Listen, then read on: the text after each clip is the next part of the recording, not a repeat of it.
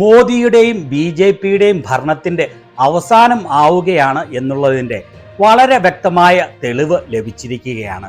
രാജ്യത്തെ സാധാരണ ജനങ്ങളും വിവേകമുള്ള ജനങ്ങളും മാത്രമല്ല, മോദിയുടെ ഭക്തന്മാർക്ക് പോലും മോദിയെയും BJPയെയും മടുത്തിരിക്കുന്നു എന്ന് 100% തെളിഞ്ഞിരിക്കുന്നു. ഇത് വെറുതെ പറയുന്നതല്ല. മറ്റ് ചാനലുകൾ അടിസ്ഥാനമില്ലാതെ കാര്യങ്ങൾ പറയുന്നത് പോലെയല്ല നമ്മുടെ ചാനൽ കാര്യങ്ങൾ അവതരിപ്പിക്കുന്നത്.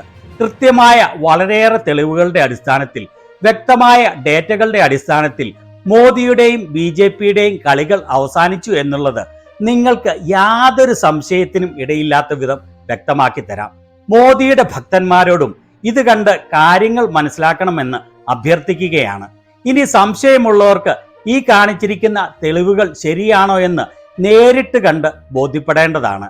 കൃത്യമായ തെളിവുകളുടെ അടിസ്ഥാനത്തിൽ കാര്യങ്ങൾ വ്യക്തമാക്കി തരുന്ന നമ്മുടെ ചാനൽ ഇഷ്ടപ്പെടുന്നവരിൽ സബ്സ്ക്രൈബ് ചെയ്യാത്തവർ ഉണ്ടെങ്കിൽ സബ്സ്ക്രൈബ് ചെയ്യാൻ മറക്കരുതേ.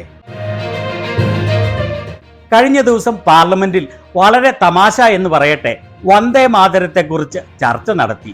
യാതൊരു ആവശ്യവുമില്ലാത്ത, യാതൊരു ഗുണവുമില്ലാത്ത ഈ ചർച്ചയിൽ മോദി നടത്തിയ പ്രസംഗത്തിന് ലഭിച്ച പ്രതികരണവും പ്രിയങ്ക ഗാന്ധി നടത്തിയ പ്രസംഗത്തിന് ലഭിച്ച പ്രതികരണവും കാണേണ്ടതാണ്. അതുപോലെ തന്നെ പ്രതിപക്ഷത്തെ മറ്റു ചില നേതാക്കളുടെ പ്രസംഗത്തിന് ലഭിച്ച പ്രതികരണങ്ങളും മോദിയുടെ പ്രസംഗത്തിന് ലഭിച്ച പ്രതികരണങ്ങളും കാണുമ്പോൾ കാര്യങ്ങൾ വളരെ വ്യക്തമാകും. ആദ്യം മോദിയുടെ പ്രസംഗത്തിന് പാർലമെന്റിന്റെ TV ചാനലായ സൻസദ് TVയിൽ ലഭിച്ച പ്രതികരണം നോക്കാം. ഇവിടെ പ്രത്യേകം ഓർക്കേണ്ട കാര്യം, സൻസദ് TV കാണുന്നവരിൽ ബഹുഭൂരിപക്ഷവും പ്രത്യേക പാർട്ടി ആഭിമുഖ്യം ഉള്ളവർ അല്ല എന്നുള്ളതാണ്. ഏതെങ്കിലും പാർട്ടിയെ സപ്പോർട്ട് ചെയ്യുന്ന ആളുകൾ ആ പാർട്ടിയുടെ ചാനലിൽ ചെന്നാണ് അവരുടെ നേതാക്കളുടെ പ്രസംഗങ്ങൾ സാധാരണയായി കാണുക. ഏറ്റവും ആദ്യം ഇതിനെക്കുറിച്ച് സംസാരിച്ചത് മോദിയാണ്.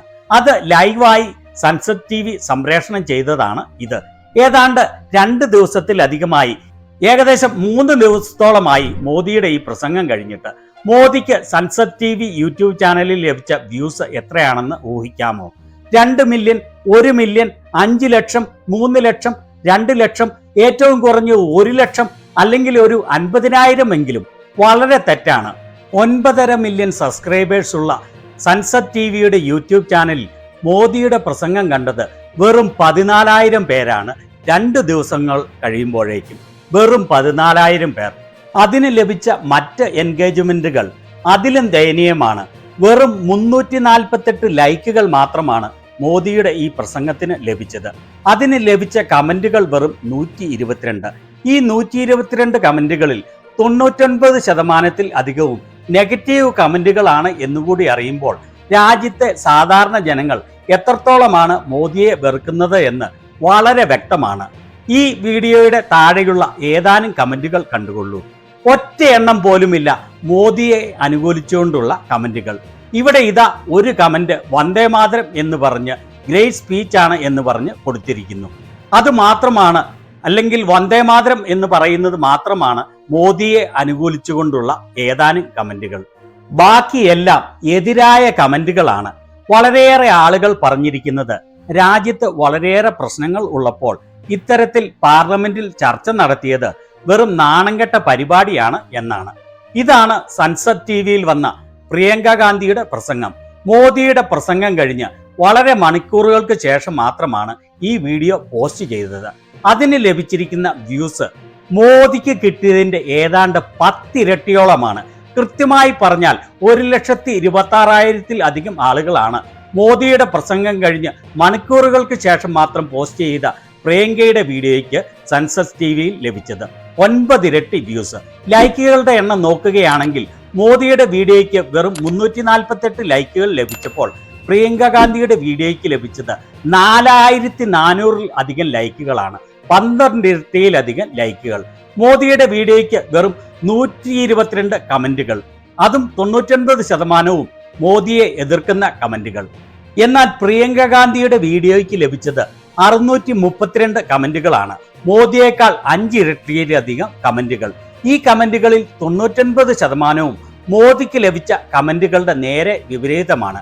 പ്രിയങ്കയെ അനുകൂലിച്ചുകൊണ്ടുള്ള പോസിറ്റീവായ കമന്റുകളാണ്. ഇത് കണ്ടോ, എല്ലാം തന്നെ പറഞ്ഞിരിക്കുന്നത് വളരെ മികച്ച പ്രസംഗമാണ് എന്നാണ്. അതുപോലെ മറ്റൊരു കാര്യം ശ്രദ്ധിക്കേണ്ടത്, പ്രിയങ്ക ഗാന്ധിയുടെ വീഡിയോയ്ക്ക് അടിയിൽ ലഭിച്ചിരിക്കുന്ന കമന്റുകളിൽ 4-ൽ 3 ഇംഗ്ലീഷിലുള്ളതാണ് എന്നുള്ളതാണ്. ബഹുഭൂരിപക്ഷവും വിദ്യാഭ്യാസമുള്ള വിവേകമുള്ള ആളുകളാണ് എന്ന് അർത്ഥം. ഇവിടെ ഒരു കമന്റിൽ പറഞ്ഞിരിക്കുന്നത് കണ്ടോ? എന്തുകൊണ്ടാണ് കേരളത്തിലെ ആളുകൾ ഏറ്റവും സംസ്കാരം ഉള്ളവർ ആയത്? അവർ ശരിയായ നേതാവിനെ തെരഞ്ഞെടുക്കുന്നു. മോദിക്ക് ലഭിച്ച കമന്റുകൾ 99% എതിർക്കുന്ന കമന്റുകൾ, പ്രിയങ്കയ്ക്ക് ലഭിച്ചതാകട്ടെ 99% അനുകൂലിക്കുന്ന കമന്റുകൾ. ഇനി പ്രതിപക്ഷ പാർട്ടികളിലെ ചില നേതാക്കളുടെ പ്രസംഗത്തിന് ലഭിച്ച വ്യൂസ് കൂടി കാണുമ്പോൾ എല്ലാ സംശയവും മാറിക്കിട്ടും. ഇത് അതേക്കുറിച്ചുള്ള അഖിലേഷ് യാദവിന്റെ പ്രസംഗം. അതിന് ലഭിച്ചത് 40,000-ലധികം വ്യൂസ് ആണ്, 1,100-ൽ അധികം ലൈക്കുകളും. മഹുവ മൈത്രയുടെ പ്രസംഗത്തിന് ലഭിച്ചത് 98,000 വ്യൂസും 2,500-ൽ അധികം ലൈക്കുകളും. മോദിക്ക് വെറും 14,000 വ്യൂസും 300ഓളം ലൈക്കുകളും മാത്രമാണ് എന്ന് വീണ്ടും ഓർക്കണം.